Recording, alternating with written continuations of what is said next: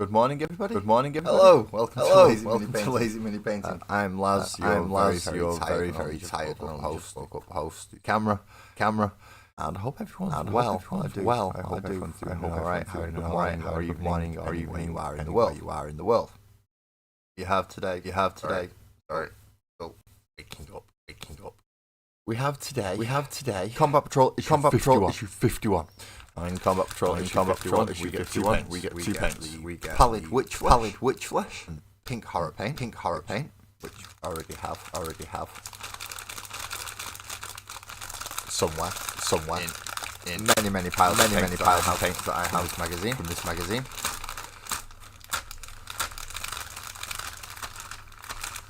So fingers crossed everybody is well today. And that feels quite solid in fact. Maybe a damn good beat. I'll bring the Pallid Wych Flesh back to some kind of usable condition.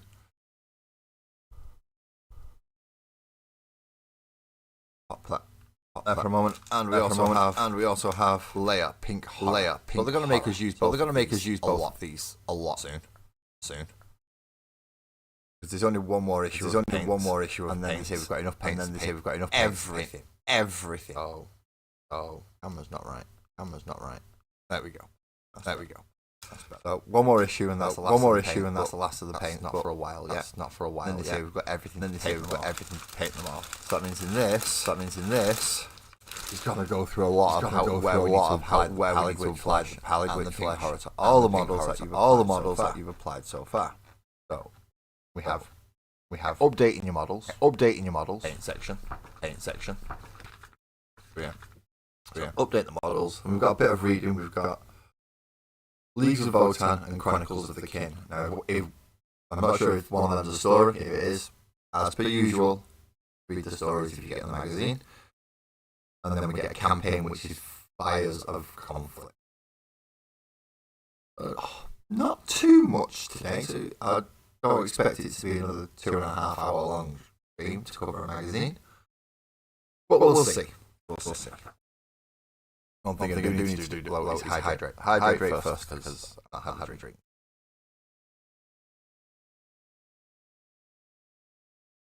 Yes, I've been to the shop. I've been up and out, but I have not yet been. Have a drink. Not good. Well, let's have a look. Starting with the Pallid Wych Flesh. Is it just Pallid Wych Flesh? Alright, it's going to go through each individual faction that will require it. So starting with the Space Marines. You're going to use Pallid Wych Flesh as a highlight tone on all the. What are they called? The wax seal purity seals. That's the one. Turn my desktop audio off, because that's probably echoing. Let's try that one. So yes, it wants you to highlight the very, very raised edges, just like down the outside and on the very, very creasy top bits. Just want you to put a very thin little line of Pallid Wych Flesh just down. I can't use my right hand, I'm sorry. So yeah, just with a brush, just down the outside and covering the very raised areas, like so. Same with the skull for the chaplain. He wants you to catch just the raised areas. Good morning, Twisted. Good morning. You are up early. Hopefully you've had a chance to do everything that you need to so you can semi-function today. I've not yet got to that point, but I'm going to try anyway. Who else have we got? The edge of the captain's cloak, which is the inside down here. Again with Pallid Wych Flesh. Just across the brows for any of the flesh people that don't have helmets. So you're catching the highlights of the cheeks and just above the brows there. And then with Pink Horror, you going across the other part of the Purity Seal, just catching the very outside edges. Very small, can't see it. Just catching the outside edges of the Purity Seal. And also the raised edges on the chaplain's booklet he's got on the front of his bag.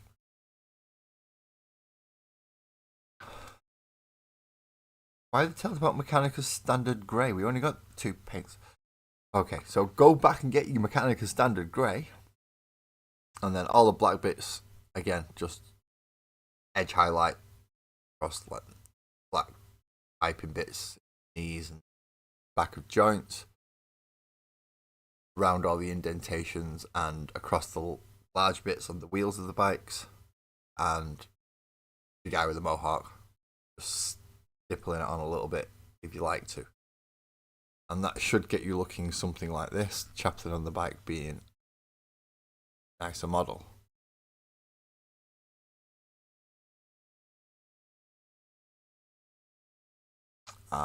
You're still waking up as well, Twisted. But it's the first day of faculty training for Mrs. Twisted. So that is awesome. That is awesome. And you're making her lunch. You're so nice. Now for the Eldari. Back to the Pallid Wych flesh, and anywhere that's flesh toned or they've undertoned with ivory, again down the Farseer's cloak and across the brows on any of the ones with faces. With Pink Horror, they're going to want you to highlight the outside of the cloak, so the opposite edge, well, the same edge but the opposite side of the edge of the cloak. So you've already highlighted the inside there with the Pallid Flesh, and now highlight the edge of the cloak here with the Pink Horror, and all the raised edges down here on the outside of the cloak and the crotch cloth for the Lord that I didn't manage to get an issue of because somebody walked in, grabbed it, paid on the quick serve and walked out. If you're watching this, fuck you. Also, going to Pink Horror, the little gem. Then Mechanicus Standard Grey. I don't know why they're going back to Mechanicus Standard Grey. They could have given us this one last time.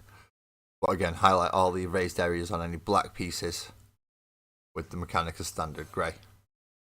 Including the seats for the actual Wind Riders. Again, all the joints and all the tubings.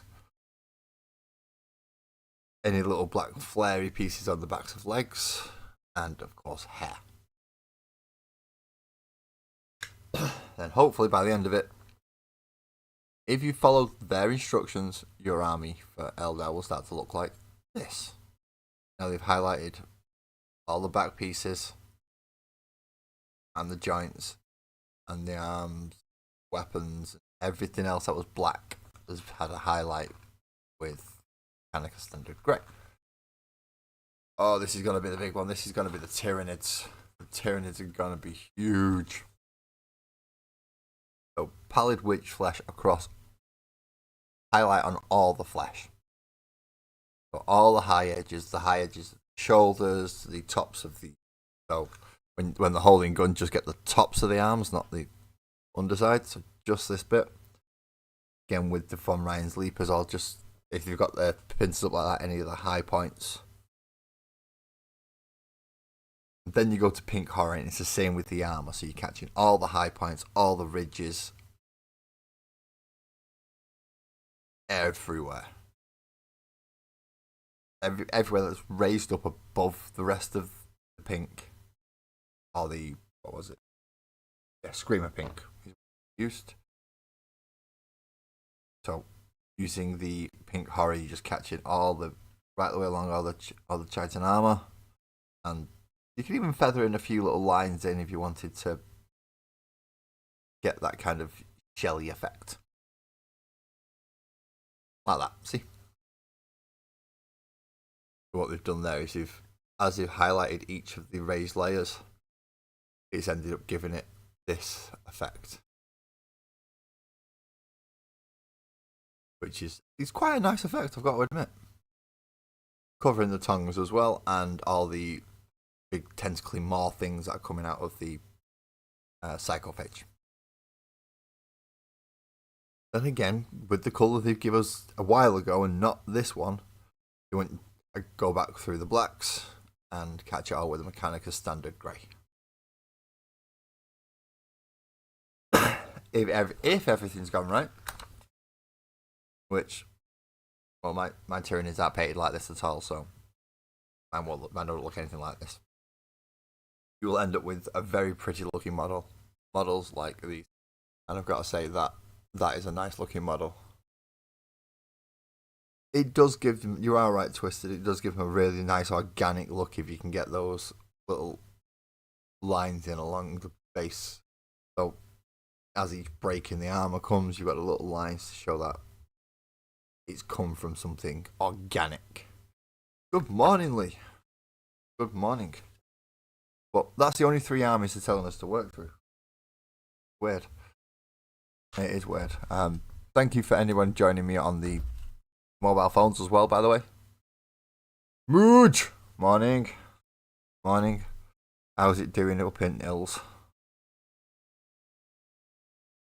Is it windy and blustery? It's bloody warm where I am, I know that much. It's far too warm where I am. Well, then again, I just got up, so it's gonna be too warm.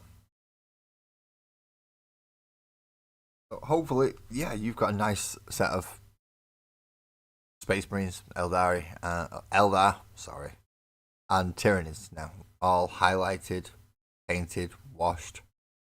Essentially, those are more than tabletop ready now. Those, you can take them, you can go play in your local game shop, anywhere that runs small games or large games. Take 2 factions down and go, do you want to play some of these with me? And you'll have 3 factions ready to go to do the combat patrol gameplay. Use the combat patrol rules, small little skirmish games. Awesome. And you've got enough now to run the full game. You're cracking on with you. Are they Alpha Legion though? Are they Alpha Legion? Are you sure? Can you ever be sure with Alpha Legion?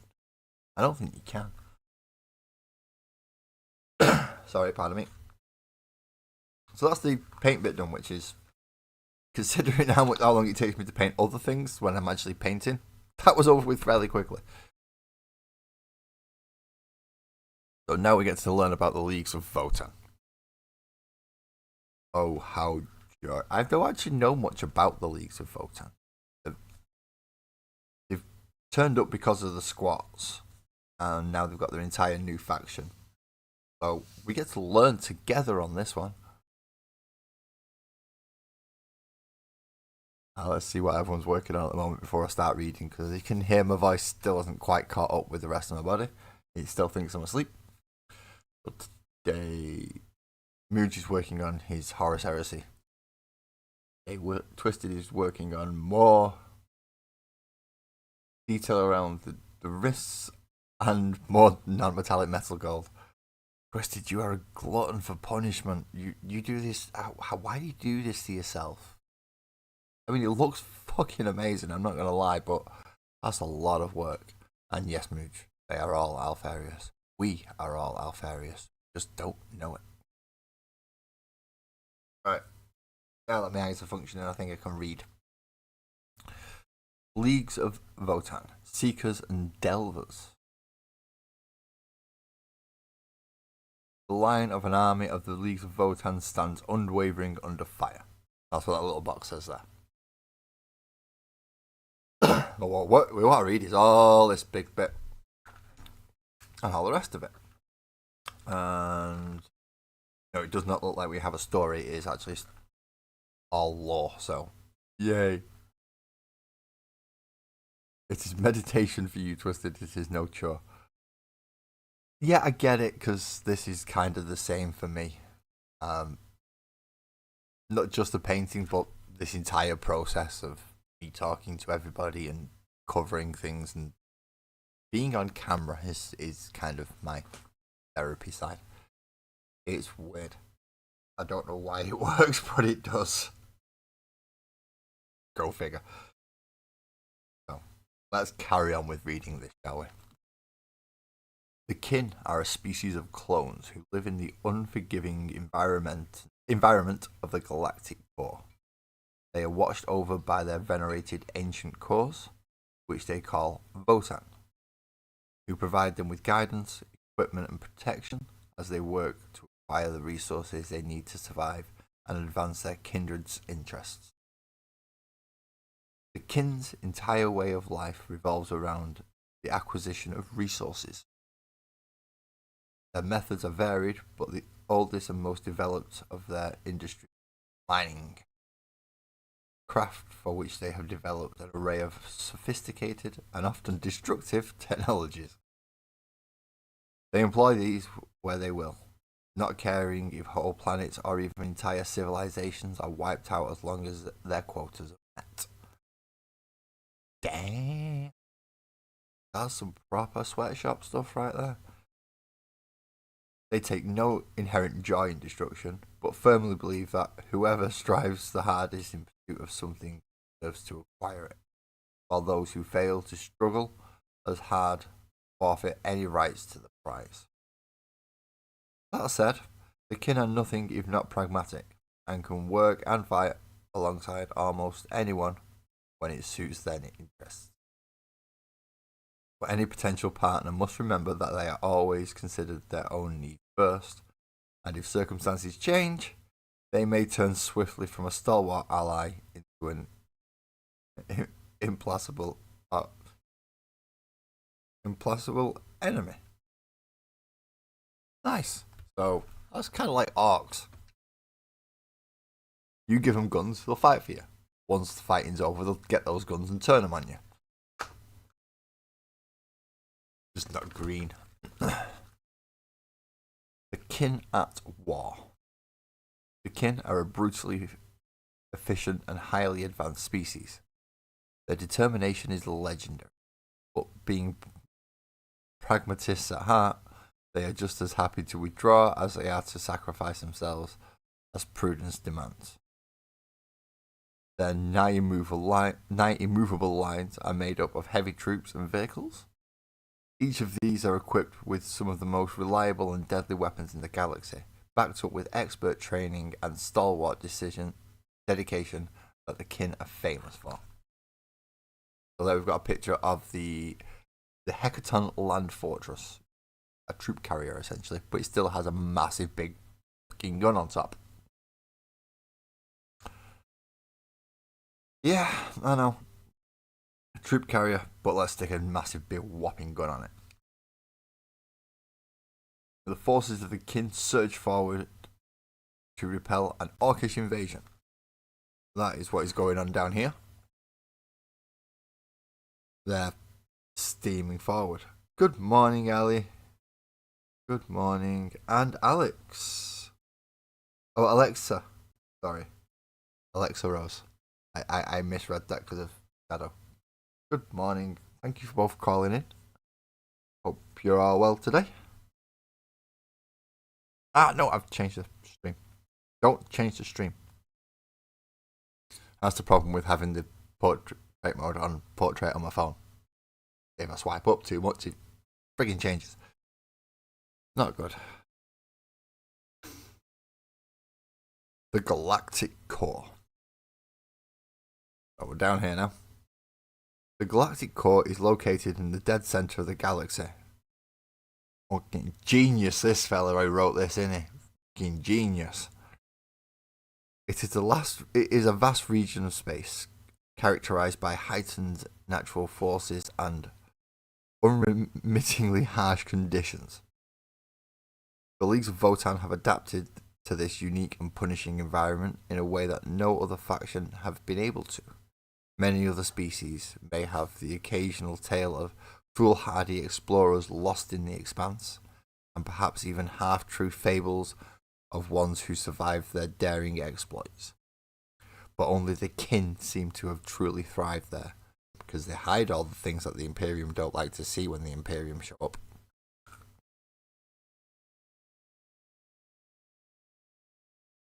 That is the Leagues of Votan in a very very quick nutshell. we'll move on to the Chronicles of the Kin. And they are good sculpts, Twisted, you're right. They are good sculpts. They have very nice sculpts. Although, for those of you who don't want to buy Games Workshop products, Rogues Den Hobbies does have a range of Space Dwarves if you wish to run something that are slightly different. You just won't be able to use them in an official tournament. In friendly games, though, as long as your opponent's fine with it, crack up. Oh, this morning stuff really isn't good.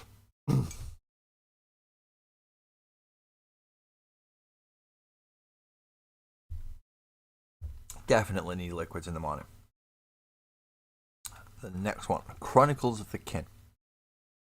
The story of the Kin, their origin, and their arrival in the Galactic Core is a mixture of fact and legend.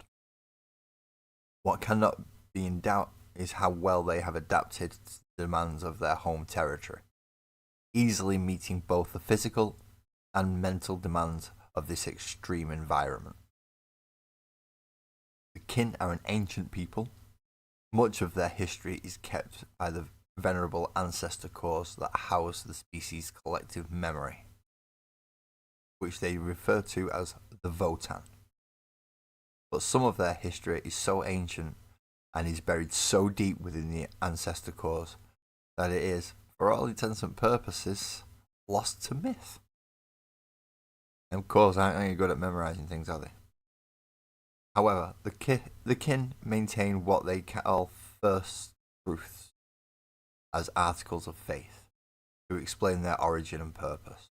One of these first truths is that many thousands of years ago, their ancestors left from pre-Imperial Terra and travelled to the Galactic Core. What they can be more certain of is that the role that the Votan have played in their development of their species then. The Kin are a species of clones, and the ancestor cores are not just static repositories of knowledge. They have shaped and guided the progression of the Kin, providing them with the equipment that they need, and even changing their physiology generation upon generation to better suit their harsh and unforgiving environment of the Galactic Core. They're just as genetically modified as the Space Marines, which, considering what they do to a Space Marine, that's friggin' lot. Starfarers, just for the section here. The earliest of the Kin lived aboard great void ships and spent much of their time engaged in highly dangerous mining expeditions. From this harsh lifestyle grew a diligent, pragmatic, and uncompromising culture, well attuned to detail focused on survival above all else. Which is why they don't show the Imperium, the Votan core things. That would be stupid. Oh, now we have lots of fun words. Okay. Orgravir. The Kin do not think of the Great Rift as a single phenomenon the way that many species do. Instead, they view it as a collection of areas, the warp storms. One of the largest they have named, Orgravir, one of the great Thorin League's greatest warriors, Uthar the Destined, has led his forces against chaos incursions in this area. And then we have a picture of them fighting what is essentially 3 times their size, the Exalted 8-bound and the 8-bound. Steve! Good morning, mate. Good morning. I hope you're doing good. It's been too long since we spoke. It has been far too long since we spoke.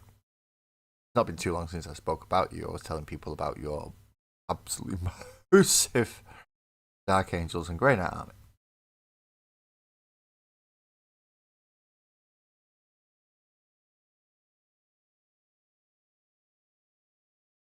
Thank you very much, Ali. You're doing so much. I'm going to have to go make that playlist after this, aren't I? I'm going to have to go make that playlist. The next one, Mercenaries of Kronos homogeneously lead the charge against invading Tyranids. So this is Warzone Bastio. In Warzone Bastio, most of the kin involved in the conflict have travelled there to fight for the Imperium as mercenaries. They do not just work for pay, but also to gain a better understanding of the capabilities and tactics of other species. For the kin understand the value of... let's start the last bit again, because I just completely fall out. Where are we going to? Right. They do not work just for pay, but also to gain better understanding of the capabilities and tactics of other species. For the kin understand the value and power of knowledge. Why could I not get and of the right way around then? Brain not function.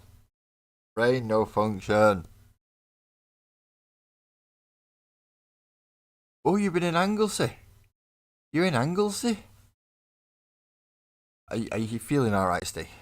I hope you are feeling alright. If you've got 2 weeks and 4 to go, like a month and a half in Anglesey, I don't think even the people of Anglesey can stand that. Well, enough about the people of Anglesey. We don't need to know about Six Toes. The Chalnath Expanse. Oh, what have I just done?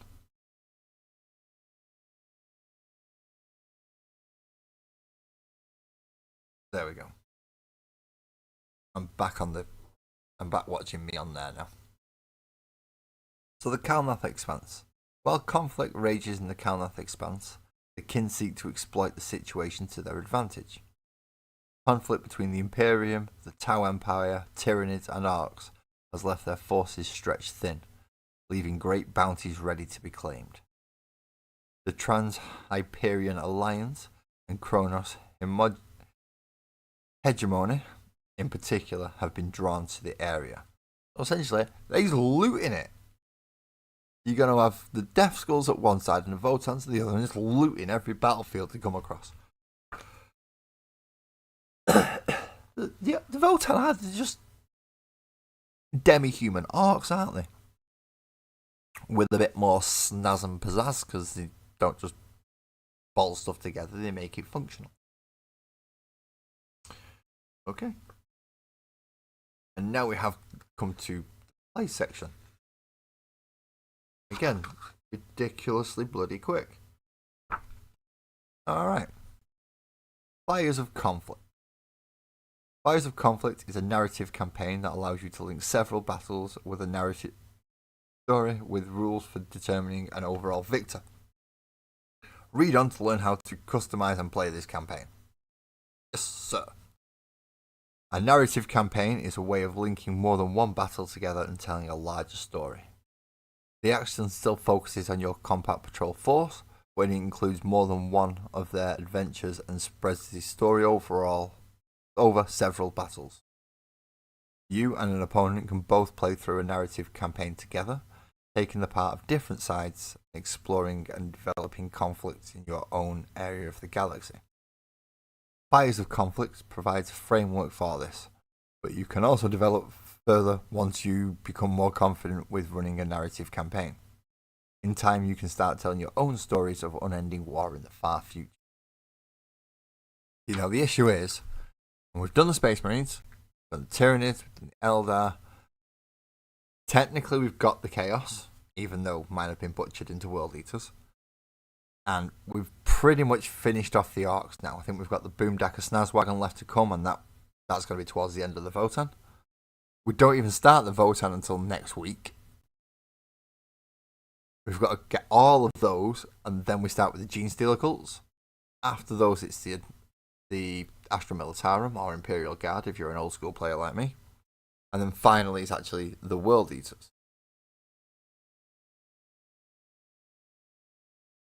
Oh, that is awesome, Steve. Good news.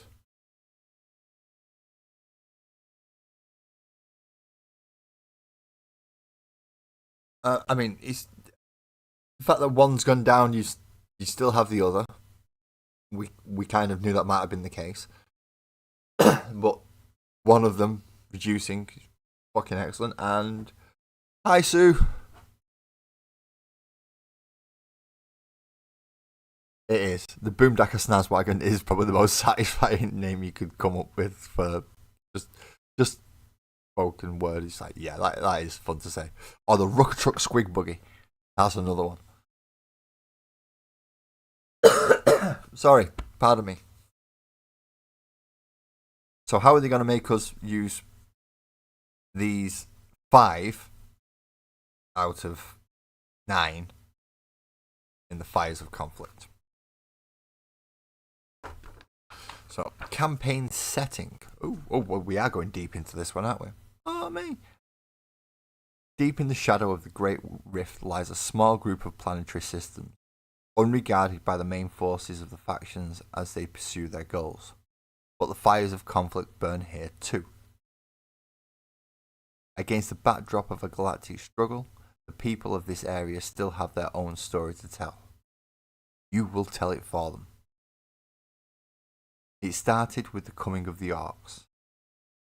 Their arrival came as a surprise, but soon they had taken over the majority of the planets in one system, turning the surfaces of the planets into a mess of orcish warbands and cruel manufacturing centres, churning out their ramshackle contraptions of death and destruction. Nearby Imperial planets bolstered their planetary defence force and prepared, as best they could, for the inevitable attacks. The fighting came swift and fast, obliterating the resistance on many planets before Imperial reinforcements could arrive. Amid the turmoil, Chaos warbands began to encroach, initially settling on deserted planets before mounting raids on more populated worlds nearby and spreading their foul corruption. On hearing that the area was becoming overrun with Xenos and Chaos forces, the Space Marines independently mounted an expedition into the area, but soon they began to pursue other ends, seeking after holy relics and lost technology. Good morning, Paco. How are you doing? You alright? We're partway through the campaign setting now that they've got for this. As the fighting spreads, rumours of the Great Devourer begin to spread among the panicked residents of the Imperial planets, and their doomsday cults swell alongside the rising of the Xenos worshipping Gene Stealer cults.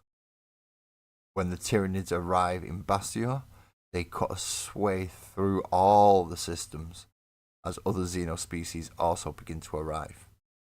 Each of the factions have their own aims and goals, often completely veiled to the other armies in the system. So many forces in the area, nobody is truly sure of anyone else's plans.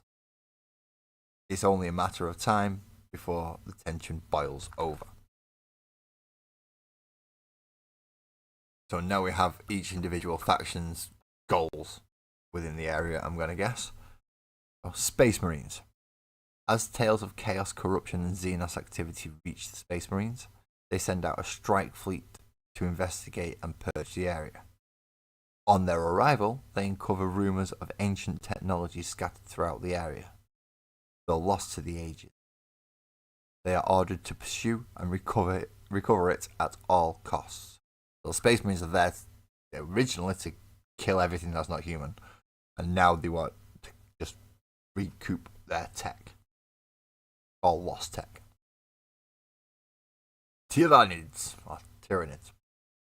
Nobody truly knows why the Tyranids are drawn anywhere, although they consume all in their path.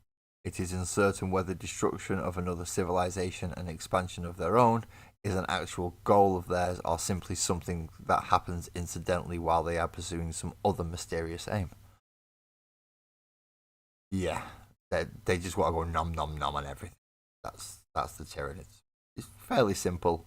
Eat everything, clean the planet of biomass, move on. It's a simple goal, but it's a goal. The Eldari, or Eldar, should rightfully be called. Fighting in the area has cost many Eldar lives. Their commanders must balance the crucial task of reclaiming the soul stones of the fallen against the risk of throwing even more of their warriors into jaws of death. A craft world enters the area with the aim of recovering as many lost soul stones as possible. So they're after they want the dead. They want their people that have died so they can reclaim their soul stones, put them back into the circuitry. Chaos Marines, which is the faction I don't actually have, because I've turned them something else.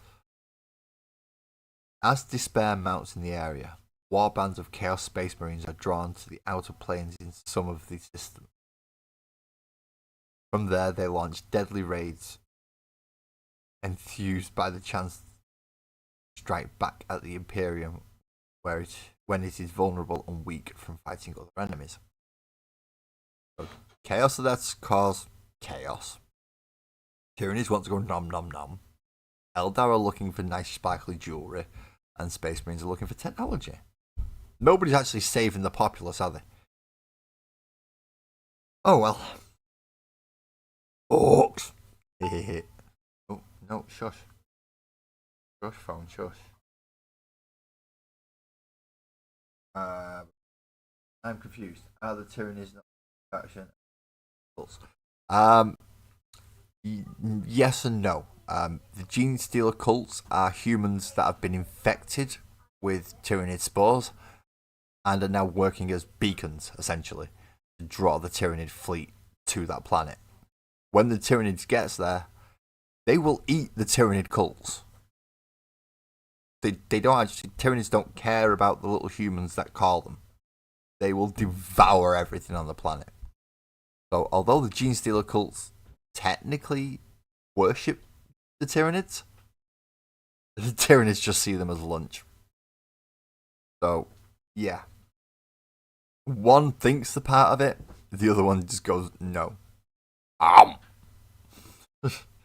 It's a strange relationship the Gene Stealer cults have with the Tyranids. It's a very strange relationship.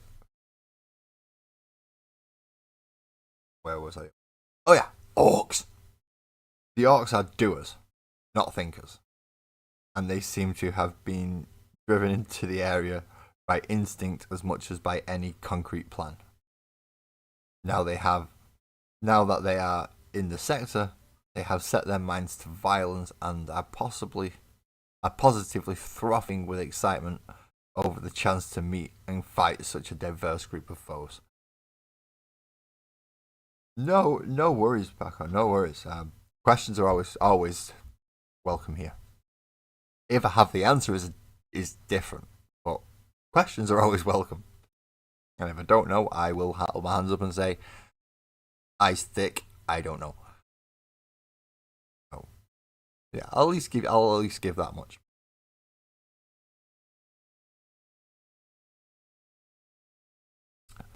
The Leagues of Votann, which we've just been covering. Hey.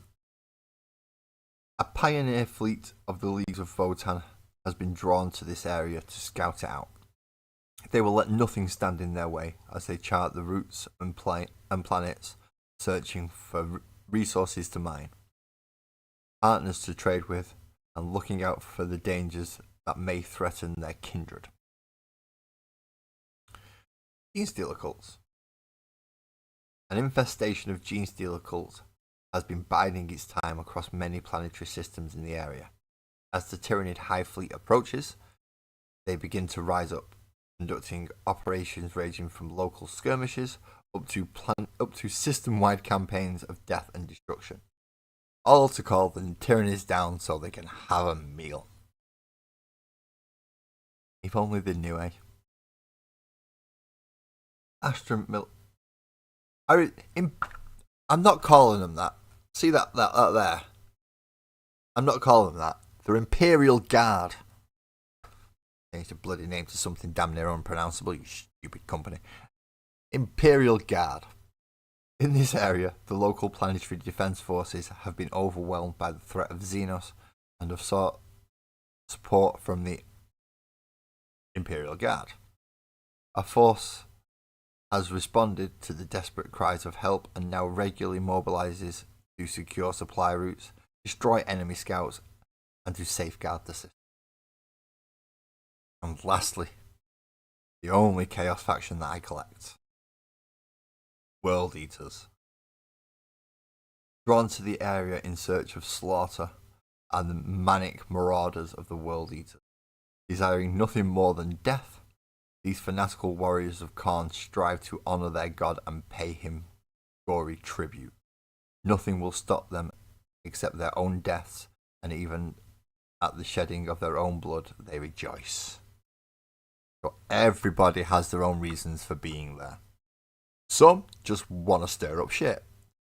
So others actually want to get something.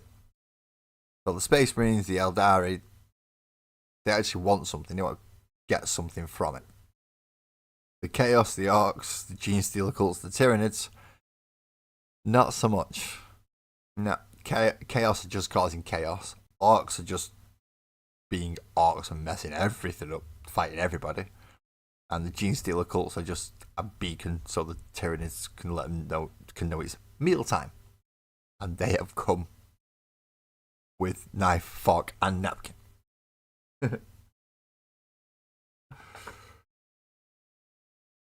So, how to play the campaign.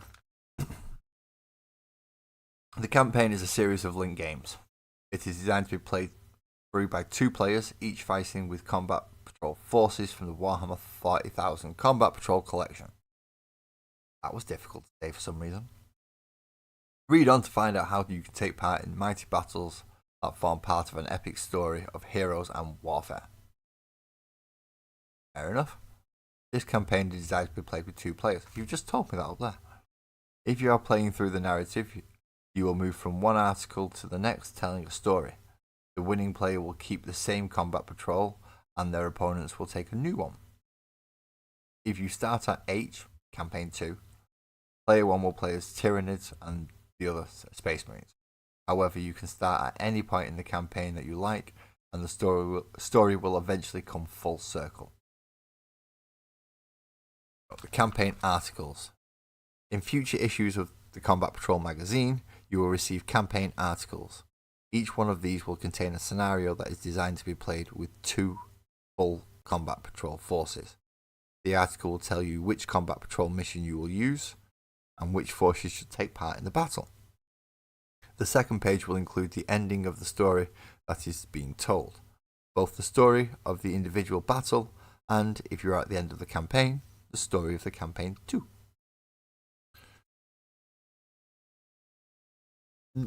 Are you getting off, Steve?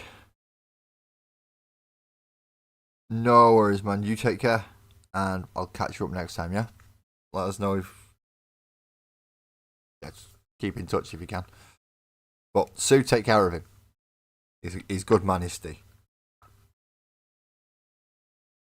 Where are we up to now? Oh, yeah. Campaign progression, this section down here. The way to progress through the campaign depends on the victory condition that you have chosen. You will learn how to choose a victory condition later in this article. If you are playing towards a faction victory, then you will progress by following the instructions on the victory page of the campaign article. These will tell you who the winning player's next opponent will be. If you are playing towards a more casual victory condition, called a player victory, then you can choose which campaign article you wish to advance to next.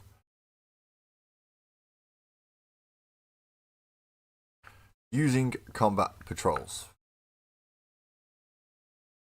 There's a lot of rules, and I thought, 2 paints, not putting models together, relatively simple. No, the play section's taking that away from me. It's giving me loads to do. Loads. So, using a combat patrol. The Fires of Conflict campaign is designed to use the models, abilities and datasheets that are part of the Combat Patrol collection. The campaign will continue to evolve, and some of the rules and models that are used in this campaign will come in future issues. Yeah, like the Leagues of Votan, Genestealer cults, the Imperial Guard, the World Eaters. But almost half the factions that you're going to be using, we haven't got yet.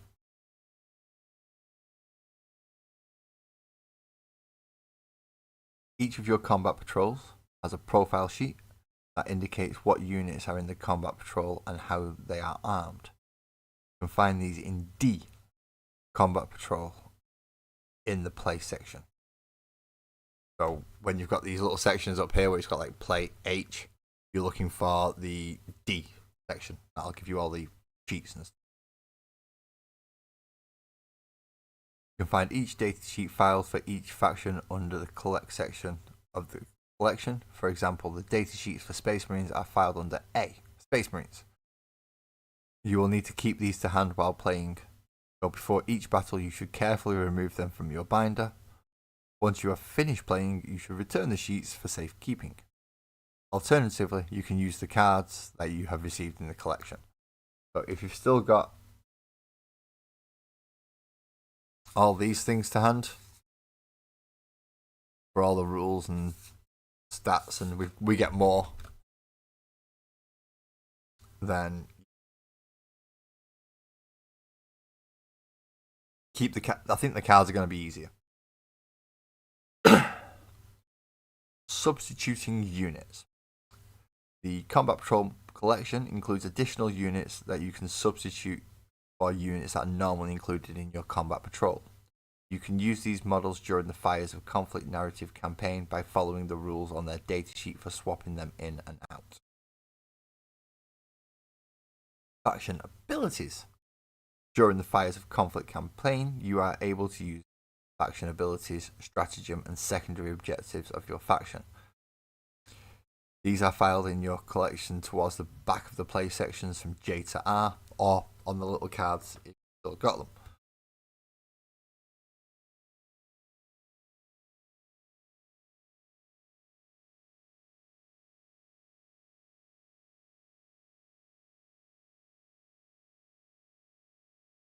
Combat Patrol missions.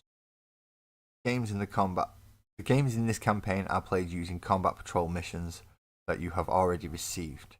You can find them in the play section of your collection under G, Core Missions.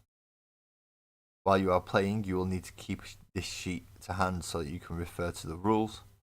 In this campaign, there can be no draws. So if the mission ends in a draw, your warlords should duel to the death. You set all their wounds to their starting values, place them on an empty board 12 inches apart with no other models, and roll to see who takes the first turn. The last one alive wins the mission. That's really not good in some cases. Some warlords seriously outshine others. Like taking a Winged Prime against a Terminator Captain.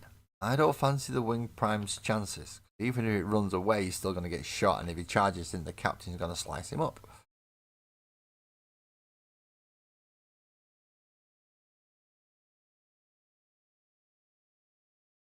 It's a little odd, isn't it?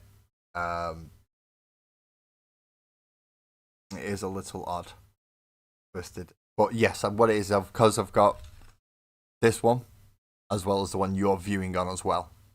So there are people in this chat, as well as people in the same chat as you. Or it'll depend.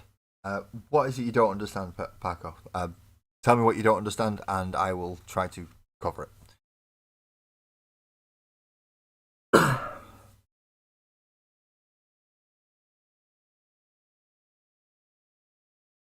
I forgot which section I'm even up to now. Right, we've just finished the you can't have draws. If you draw, then the warlords fight it out. Fair enough.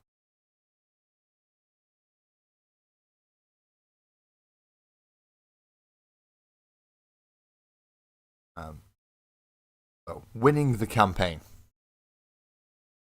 In order to win the campaign, players play towards a fixed endpoint called victory condition. It doesn't matter which victory condition the player chooses, but they should make their decision together and finalise their plan before they start playing their way through the campaign. No changing your mind halfway through just because you're losing. Player victory. You could set a simple victory condition that where one player wins 3 games, they have won the campaign. Such a campaign will run for no more than 5 games, by which point one of the players will have emerged as the victor. This is a way to play a simple and quick campaign.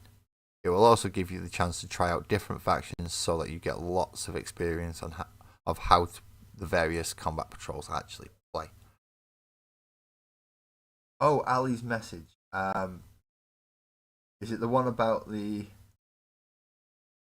here actually was showery, but it has been a battle between the sun and the rain for the rest of the day? That just means that it's going to be raining and stopping and raining and stopping. Or is it the part about the landscape view and the portrait view? In which case, yes, I do have 2 streams running at the moment.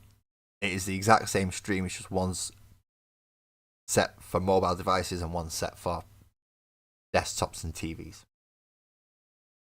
So the mobile device one, which you're currently on, has the chat box and me behind the scrolling chat, and leaves the screen up at the top, up here. So you can see what I'm looking at.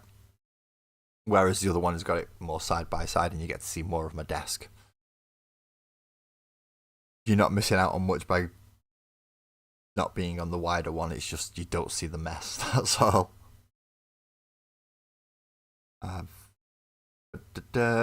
Faction victory. If you want to play a more structured campaign, you can play through the missions in order. After each one, the player who wins will play again with the same combat patrol, whereas the player who does not win, or loses, will change to a new combat patrol. If you are able to win 3 times in a row, you'll have won a faction victory.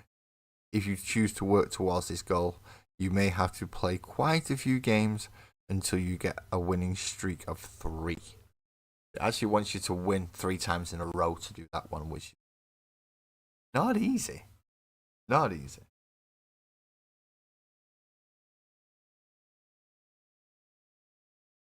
For a campaign victory. So here we are at the end.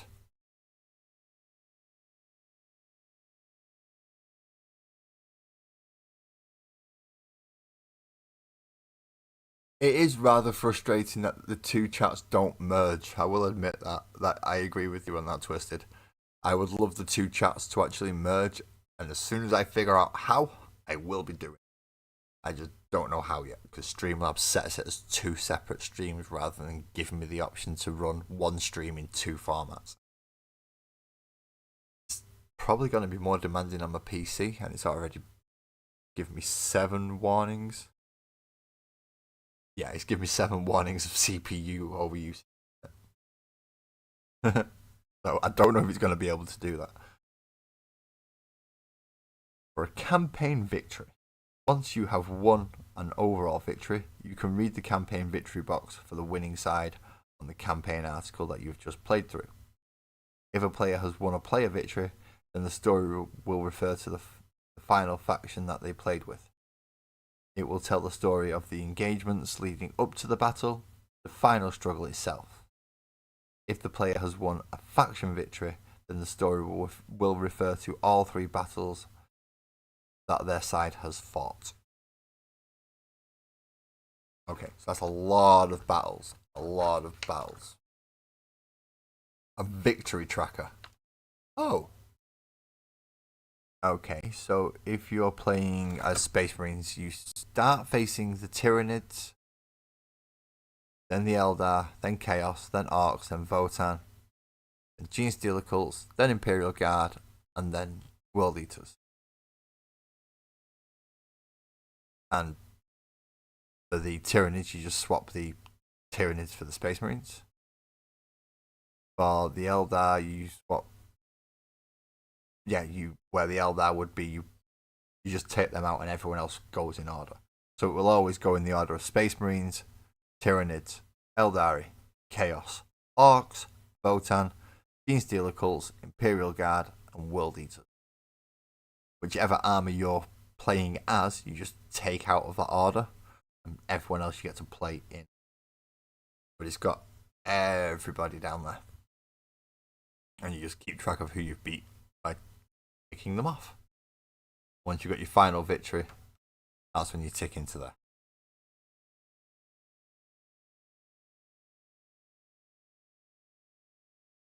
No worries, Paco, no worries.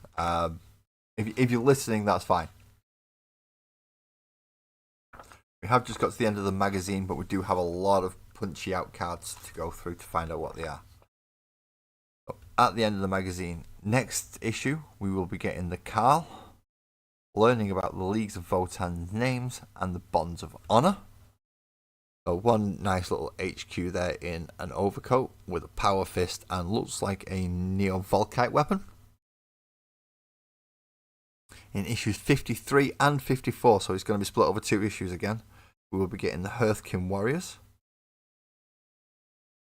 Obviously, a paint update because we've now got a new faction to paint.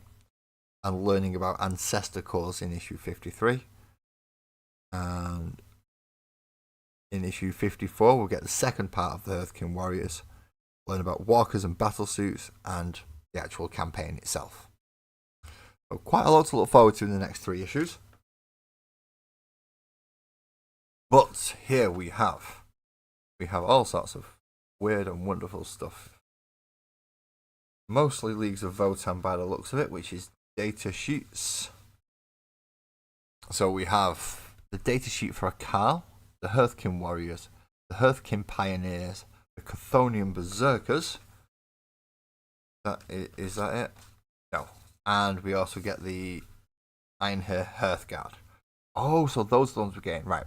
So we're getting a Carl, which is a HQ. Movement 5, toughness 5, saves a 3+ with a 4 in 4+ invulnerable. Not bad. 4 wounds. Facebook can go away.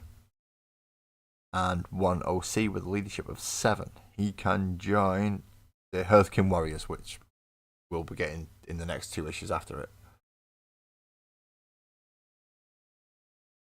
He is equipped with a Volkite Disintegrator, which has a special rule of Devastating Wound. 18-inch range, 3 attacks. That's quite a lot. Ballistic skill is a 2+, so it's quite easy to hit. Strength 5, no AP, but a devastating wound will cause a mortal wound. So it's got potential, but it's not guaranteed. And 1 damage per shot. In melee, he has a Mass Gauntlet. 3 attacks, hitting on 3s. Strength 8, not bad at all. AP -2 and damage 3. He can do more damage with his fist than he can with his gun.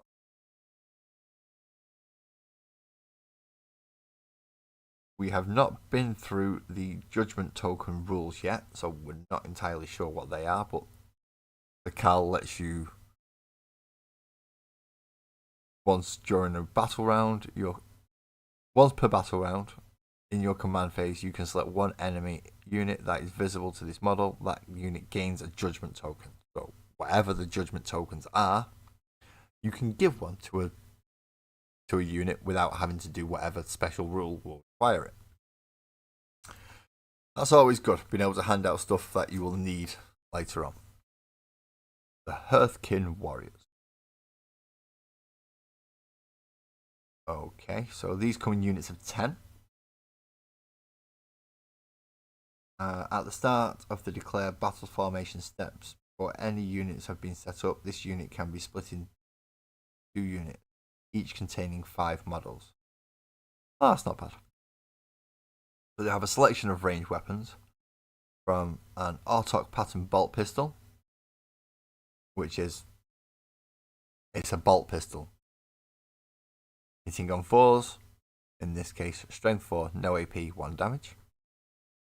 Etacam plasma pistol, which is only a very short range, 6-inch range, 1 attack, hitting on 4s, strength 8 though, -3 AP, so he's punching through a lot of armor and 2 damage. No hazardous on that one, which is fun. You get a high-las auto rifle, which has the assault rule and the rapid fire 1 rule. 24-inch range, 3 attacks, again hitting on 4s. Strength 6, which is not bad at all for a 24-inch range weapon. -1 AP and 1 damage. So there's a lot going on. We also have the Ion Blaster, 18-inch range, 1 attack, hitting on 4s again. Strength 5, -2 AP and 1 damage. I'd be tempted to take the high las auto rifle over the iron blaster. 4 shots. Yeah, definitely. Higher strength as well. That's just my personal opinion. The last weapon that they can take is a Magna rail rifle, which has the devastating wounds and heavy keyword. Staying still with that is in your benefit. It does only hit on 5s, so staying still will make you hit on 4s like the rest of the weapon. Just a single attack at 18 inches range, but with a whopping strength 12. Holy shit. Minus 3 AP and D3 plus 3 damage. So into a lot of damage at high strength.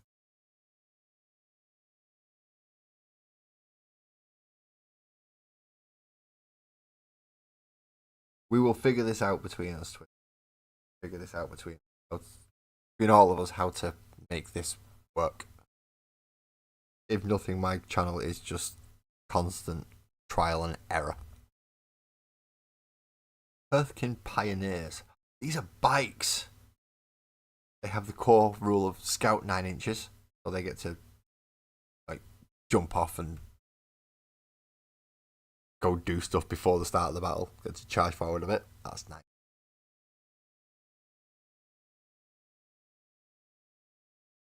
Oh, I forgot to cover the Hearthkin Warriors melee weapons. They have a standard close combat weapon and they have a kin melee weapon. The kin melee weapon gets 2 attacks, still hitting on 4s. It's got an extra strength, so it's hitting on strength 5, not strength 4 like the standard close combat weapon. It has a minus 2 AP and does 2 damage. And there are lots of little war gear abilities that we can add to them. A Panspectral Scanner, which gives them ignore cover, and a Medipack, which gives them a 6+ feel no pain. Hey, some of these are good. I like the Votan. I mean, not only do they look good, but yeah, some of the weapons are alright as well.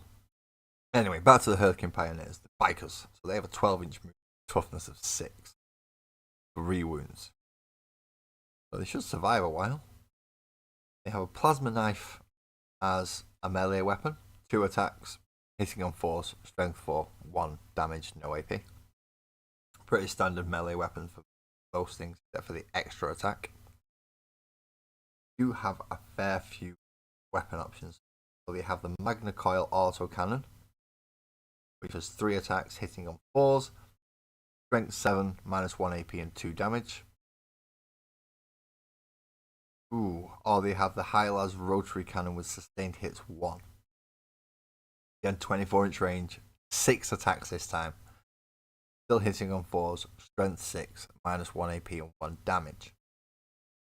I'm not sure which one I prefer out of the 2 of them, because one of them obviously is 3 shots, 2 damage, and the other one's 6 shots, 1 damage. So they can pump out about the same if you're lucky enough.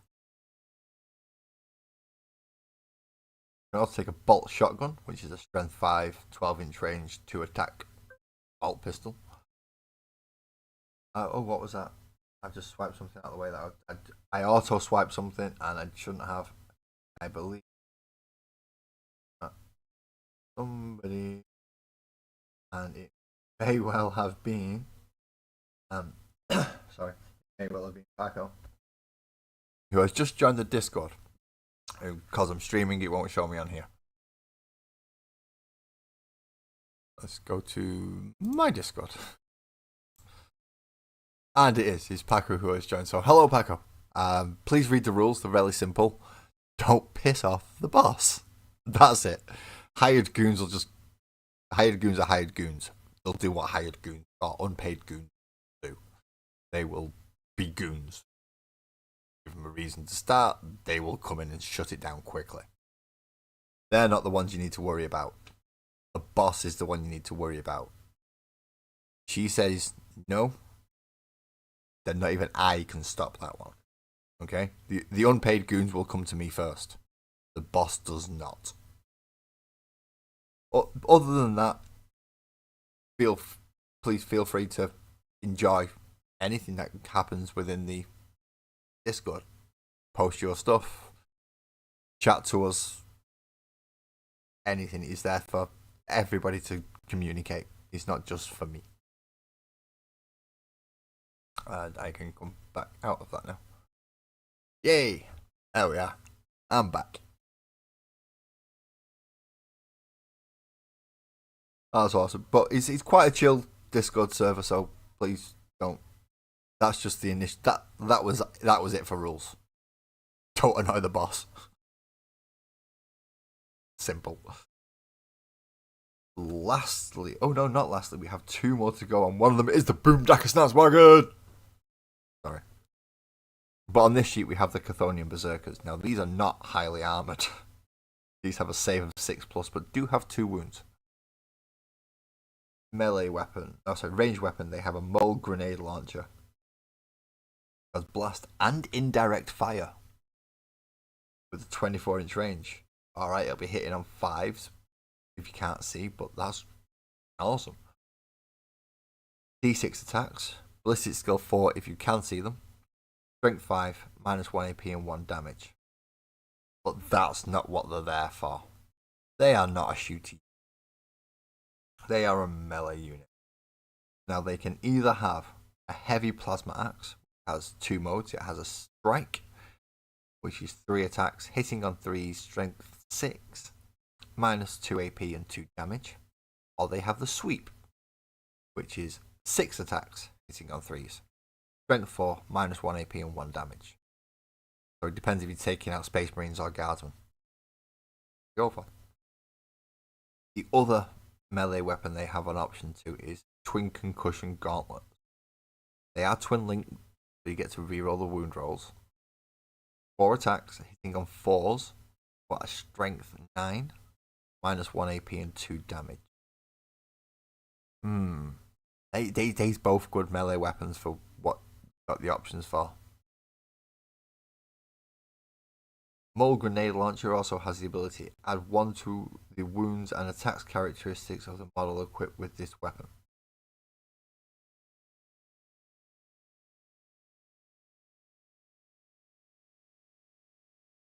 Okay. It gets +1 wound. And it gets an extra attack. Got D6, so it's a D6 +1 attacks weapon. Okay. So you could have just put that in with the actual gun itself and it would have made it less confusing.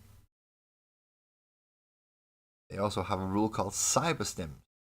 Each time a model in this unit is destroyed by a melee attack, if that model has not fought this phase, roll a D6. On a 4+, it gets to fight before it's very handy, especially if they get the charge on you.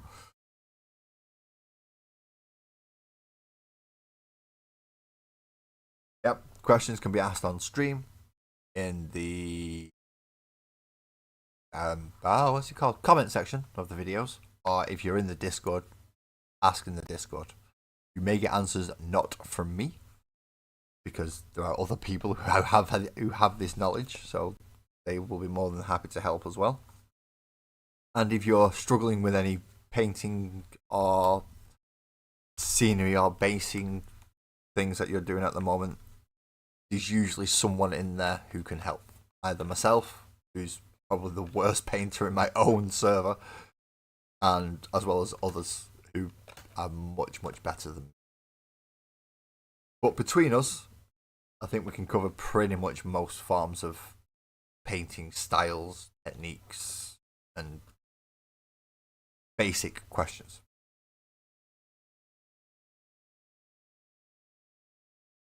Any basing questions, I'm sending you straight to Twisted Nerves Painting, the best bases on the internet. If it's to do with 3D printing, I'm sending you to Graham of Roguestone Hobbies. If it's for sculpting, we will be asking Silvers. And if it's painting, well, it could be bloody any of us. So what do we have here? Let's go through the last of the Votann datasheets that we have, which are the Einhir Hearthguard. Again, very melee focused, but very heavily armoured. It's 2+ armour saves and a 2 wounds, with a toughness of 6. These motherfuckers are tough. They take a kicking. They have Exo Armor Grenade Launcher, which has the blast rule. 18-inch range, D6 attacks, hitting on 3s with a strength 4. None of the ranged weapons have AP, and they all have 1 damage. Actually, they both have 1 damage. The other weapon is a Volkite Disintegrator. 18-inch range, 3 attacks. Hitting on 3s, strength 5, but he's got devastating wounds. I'd be tempted with the Volkite Disintegrator over the Exo Armor Grenade Launcher. Just because of that devastating wound rule, it'll help it get through those tougher targets. But in melee, that's where these like to be in melee. Plasma Blade Gauntlet. I mean, just the name itself says, yeah, these guys like melee, not shooting. So it's 3 attacks, hitting on 3s, strength of 6, minus 2 AP and 1 damage. No special rules for like sustained hits or devastating wounds or anything like that attached to the weapon. It does have a little special rule down here, so we'll find out what it is. In games where you're using the Leagues of Votann Combat Patrol, War Speaks Prospect, you may, before selecting an enhancement, remove the Chthonian Berserkers from your army and replace them with the Iron Here Hearthguard unit. So you can remove the Berserkers. So that's the change unit. You can either have the Berserkers in there, or you can have the Hearthguard in there. Out of the two, if they both have the same number of models, I'd be more tempted to go for the Hearthguard just because they're a little bit sturdier. But that's just me. Well, there are all 1, 2, 3, 4, 5 data sheets that we have for the Leagues of Votann. Oh, with that lovely little picture on the back. Lars, Danny's talking to me. Yeah, I did hear you. It just took me a second. About to head out to work and out on a way to Florida. Cheers, Ali, Lars, and chat. No worries, Dan. You enjoy your. Yes, I have. Dan, I have a Discord. Yes, Dan, I have a Discord. I've done it again. I've swiped out of the way. But yeah, enjoy your trip to Florida and give my regards to Papa Arias.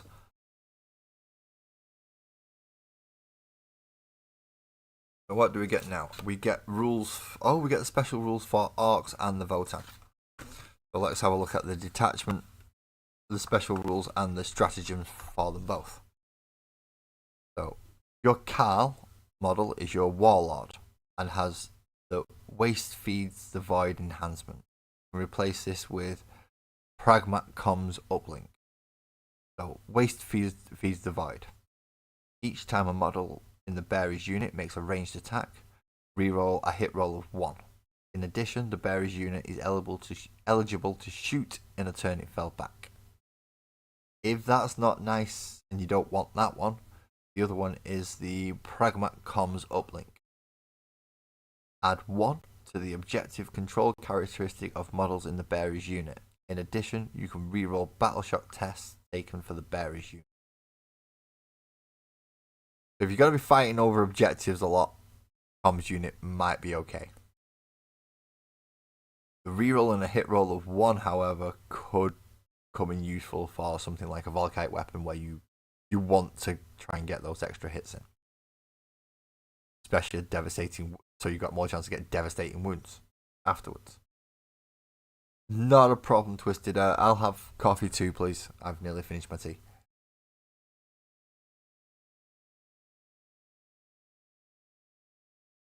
And objectives. So we get a default secondary objective, that is Toil Earns. Before the battle, at the start of the deploy army steps, you must select one objective marker that is not in your deployment zone. Second battle round onwards, at the end of your turn, you score 4 victory points if you control that objective. That's quite a steady one, that. That's a nice one.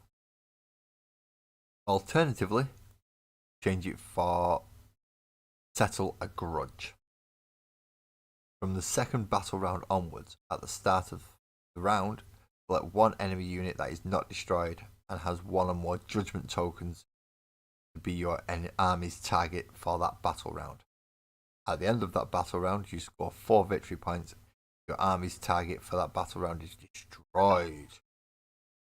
If it is destroyed. Right, okay, so that's the pick a unit, I'm going to kill it this turn. That's it. If you kill it, you get 4 victory points. If you don't, you don't. Same as with the other one, you're going to pick an objective marker, but that's going to be all game. You've got to hold that objective marker all game to score 4 victory points each round over the 4 remaining rounds. Whereas Settle a Grudge, you get to pick. You kill one unit, next round, pick another unit. Next round, pick another unit. And it'll keep going until you don't kill the unit. So,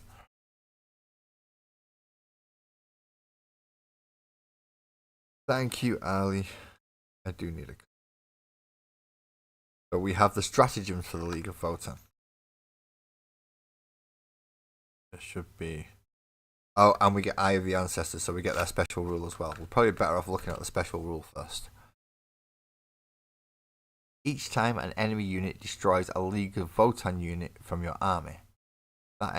This is Eye of the Ancestors, by the way. It does help if I read the title of the damn thing, doesn't it? You can tell I'm not awake properly yet. It's still... I mean, I've been going for near an hour and a half, but I've not finished my first cup of tea today. Still not fully woke up. Eye of the Ancestors. Each time an enemy unit destroys a League of Votan unit from your army, that enemy unit will gain 1 judgment token. An enemy can never have more than 2 judgment tokens. Any further judgment tokens a unit would gain are ignored. Each time a model from your army makes an attack that targets... Thank you, Joshua Bradburn, in the margins. In the margins. Can't forget that bit, but thank you for the subscription. I hope they've been at least somewhat enjoyable for you today. Where was I? I was sat in my chair. That's where I was. I was also reading. Yeah, my eyes are going fine. I really need to book my eye test. Each time a model from your army makes an attack that targets a unit that has 1 or more judgment tokens. Until the model's attacks have been resolved, apply the relevant bonus from the table below. So, if it has 1 judgment token, you get to add 1 to the hit roll. That doesn't specify ranged or melee, so that'll be both. That's quite a lot. Obviously, devastating wounds and sustained hits, things like that, only activate on a natural roll of a 6. So you can't roll a 5, add 1, and get sustained hits. Sorry.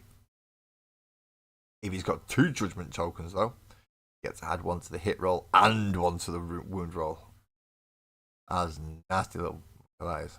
But they have to take out your units, or your Carl has to hand out a token to them. But it can be slow to build them up, but once they are built up, you've not got much of an army left, but hitting harder. So the 3 stratagems we get a Epic Deed stratagem, which is payment in kind. You can use it in any phase. Target 1 Leagues of Votan unit from your army that was just destroyed by an attack by an enemy model. Use this stratagem on that Leagues of Votan unit even though it was just destroyed. Till the end of the battle, each time a Leagues of Votan model from your army makes an attack that targets that enemy model, reroll hit rolls of 1. So it's kind of extra judgment token. Not bad for 1 CP. Rerolling hit rolls of 1 and being able to +1 to your hit rolls. Would be quite lethal when it's stacked up. Second one is Panspectral Sweep. Used during your shooting phase and 1 Leagues of Votan unit in your army that has not been selected to shoot. Can't double shoot with. Until the end of the phase, ranged weapons equipped by models in your units have the lethal hits ability. But anything multi-shot, that's going to be nice for. And we have a battle tactic stratagem that looks more like a melee option, I think.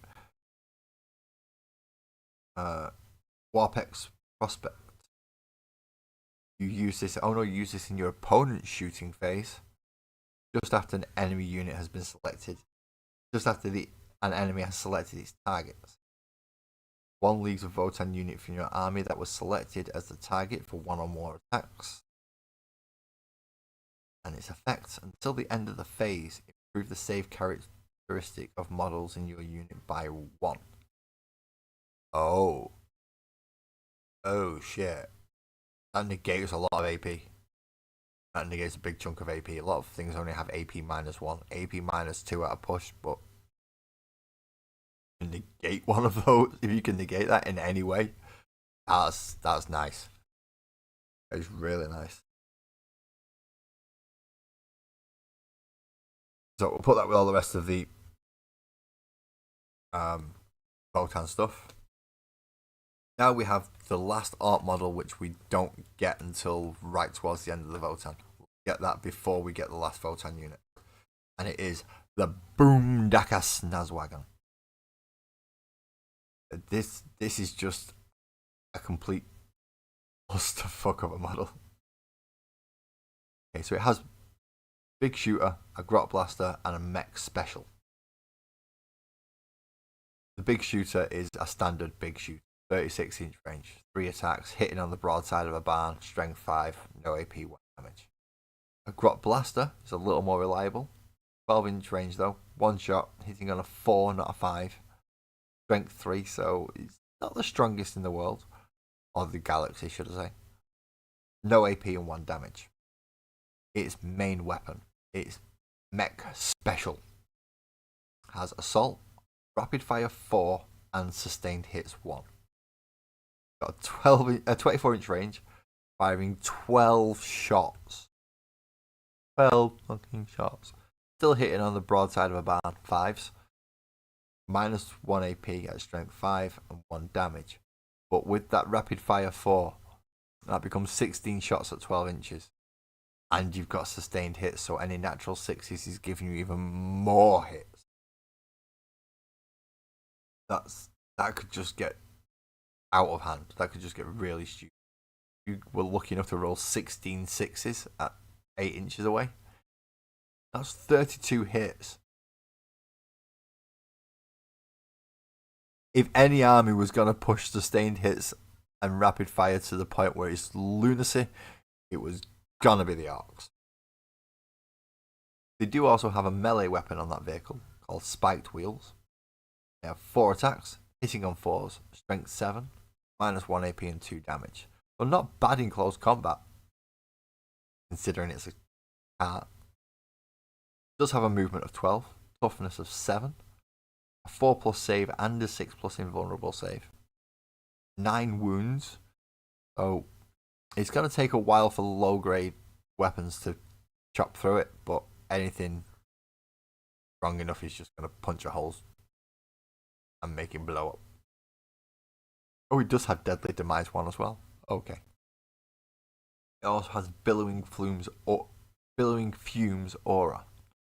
While an enemy unit, excluding monsters and vehicles, is within 6 inches of this model, each time a model in that unit makes an attack, subtract 1 from the hit roll. Oh, an enemy unit. So if he's too close to enemy units, then you take 1 from the hit roll. Because of the smog and the clouds of dust and all the horrible stuff that's... Have I frozen? I hope not. But yeah, that's a nice little one, especially handing out that -1 to hit when it gets close enough. So now we have the faction ability for the Orcs. And we all know I like doing this noise, which is whoa, whoa. That's where you gotta cry before you use it. So at the start of the command phase, once per battle, at the start of a battle round, you can call a war. If you do, until the start of the next battle round, all orcs with a war ability from your army are eligible to declare a charge in a turn that they advanced. So you can okie pretty much.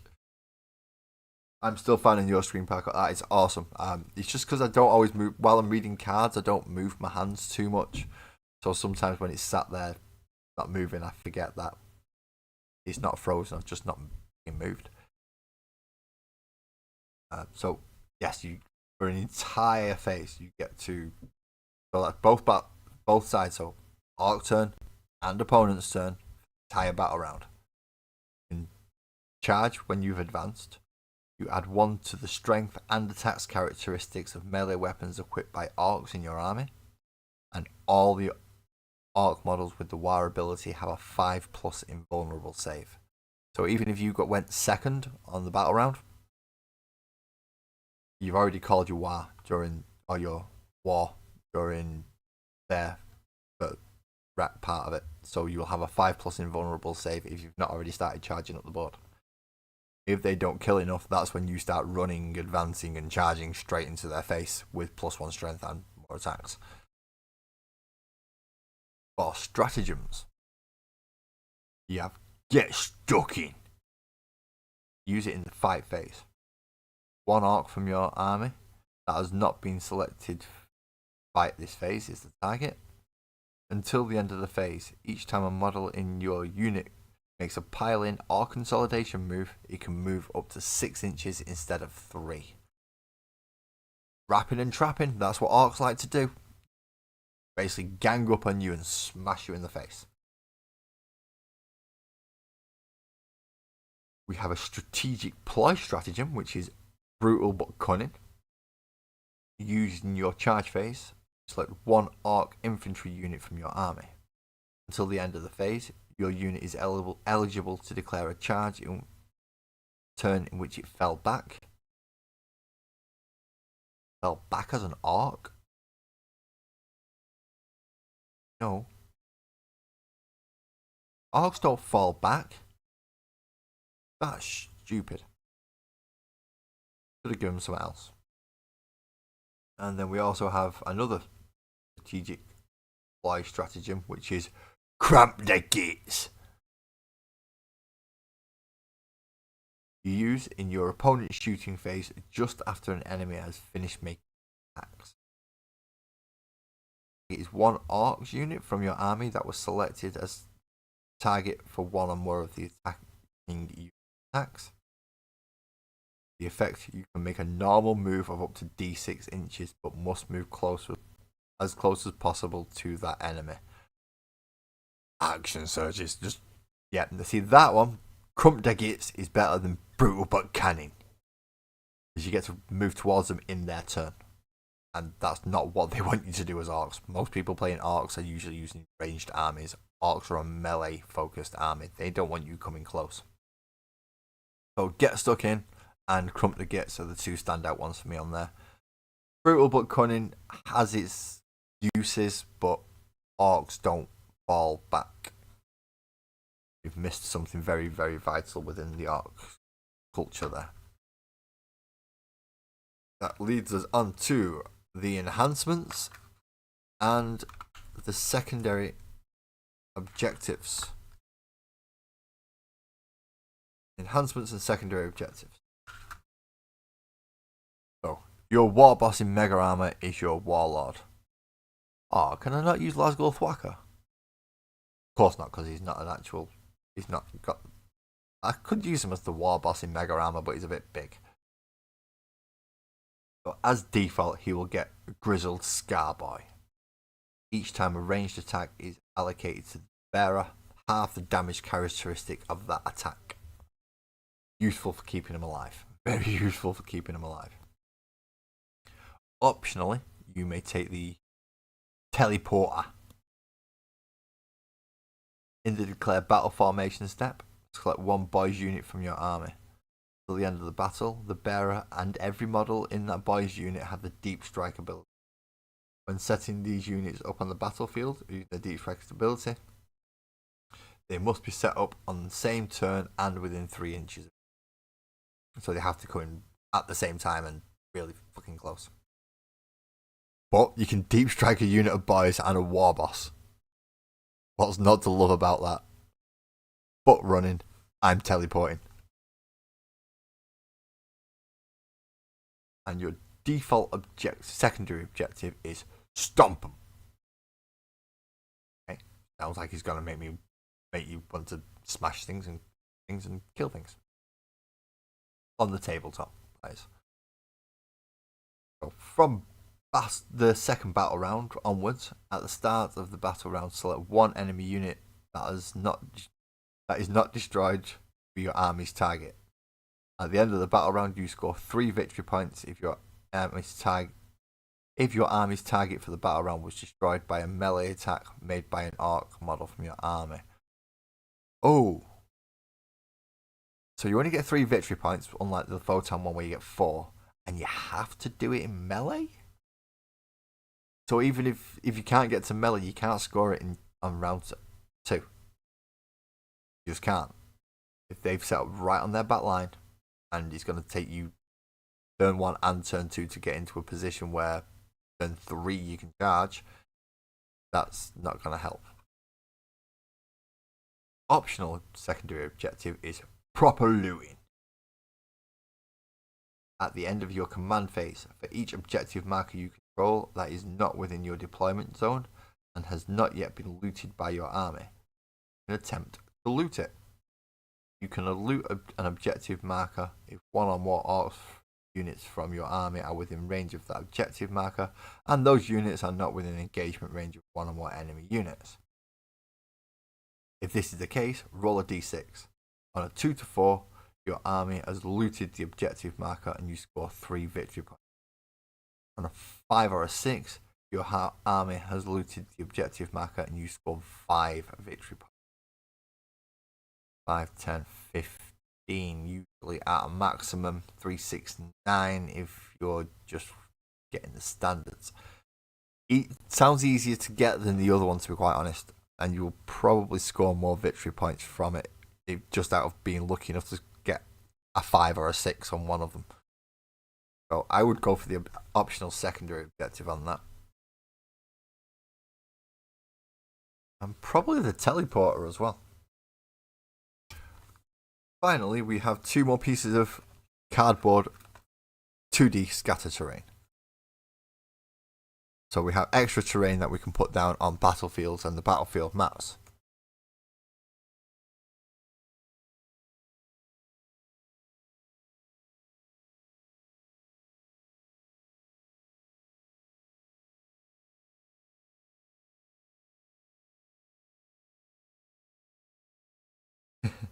Right, so author, periodical guidance. I don't know if that's how you type it or you pronounce it. Yeah, I don't know if that's how you spell it or if that's how you pronounce it, but we'll give it a go anyway.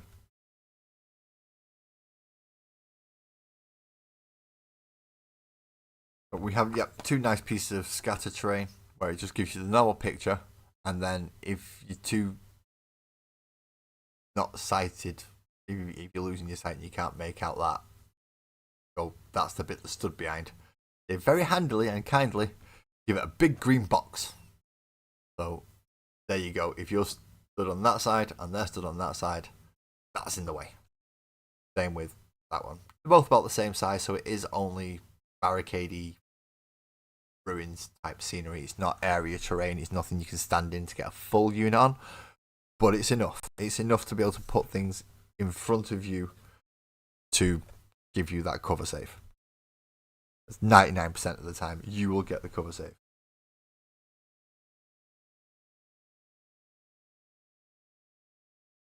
Don't worry, Paco. If you can't explain something, then we'll just make up our own versions in our heads and we'll go from there. If we get close, then awesome. If we get nowhere near, then, well, you can correct us and go, no, that's just completely off the ball, that one. What the hell are you talking about? No. It does work. And we do listen. We do listen. Yeah, so you still help. Ali's right. You're still helping people, so good on you. That's the end of it. That's everything that came with the issue today. Next week, I am looking forward to getting this Carl. And I can't see him because of the light. There he is.